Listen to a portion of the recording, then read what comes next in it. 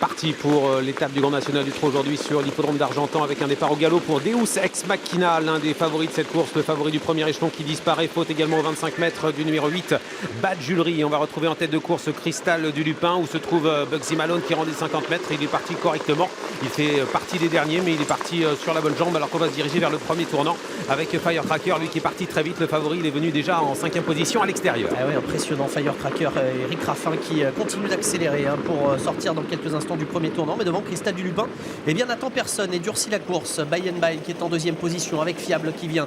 On note ensuite la présence de Degalawida alors que Firecracker, le favori, qui se rapproche. La Casa Cross d'Elis Caberi qui suit, le peloton qui s'étire. Voilà, faute de Bugsy Malone à l'arrière.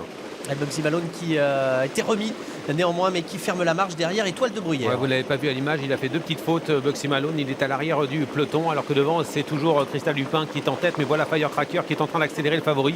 Il vient très fort en 2e position à l'accord de By suivi par Fiable. Accélération du cheval de Grégory Torel, même si Eric Raffin doit se montrer un peu vigilant.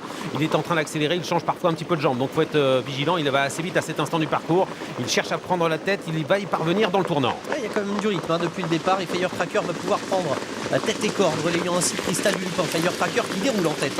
By est en 3e position devant Fiable. Et voilà à l'extérieur le tenace Blues des Landiers qui est lancé, qui offre un dos à Crack Money qui est dans le wagon de la 2e épaisseur. Mais ce wagon a du mal tout de même à suivre le rythme toujours imposé par Firecracker qui déroule, qui prend 3 longueurs d'avance à cet instant sur Cristal du Lupin. Oui, ça va vite à cet instant du parcours. Firecracker qui s'est détaché, qui a plusieurs sulky d'avance. Il est parti pour faire un rythme pour imprimer un rythme très soutenu à l'épreuve. En 2e position, toujours à distance, Cristal du Lupin, suivi par By avec Fiable où se trouve Bugsy Malone. Il attend toujours à l'arrière du peloton. Il est derrière Bad Julery qui est en train de se rapprocher un petit peu dans le wagon de la 2e épaisseur.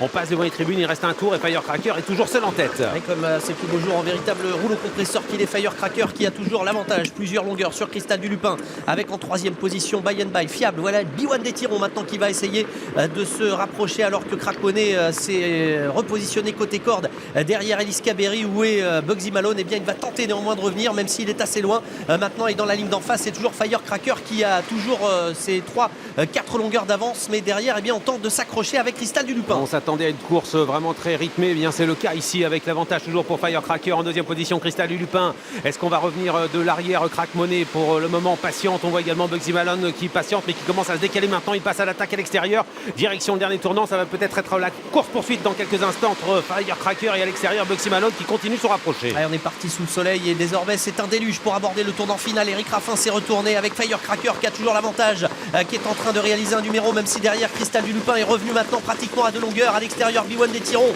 on note la présence de By avec Cristal Money qui va tenter de revenir et Bugsy Malone qui se retrouve toujours loin, qui va être décalé. Ça va être compliqué pour Bugsy Malone de venir chercher Firecracker à 400 mètres du poteau car ce dernier est en train d'accélérer encore. Il se détache entre ligne droite avec l'avantage pour Firecracker. En 2e position il y a Cristal du Lupin avec à l'extérieur Crack Money qui se rapproche avec également B1 des Tirons à l'extérieur. Bugsy Malone tente de se relancer, en état pratiquement 200 mètres du poteau. Firecracker est toujours seul en tête.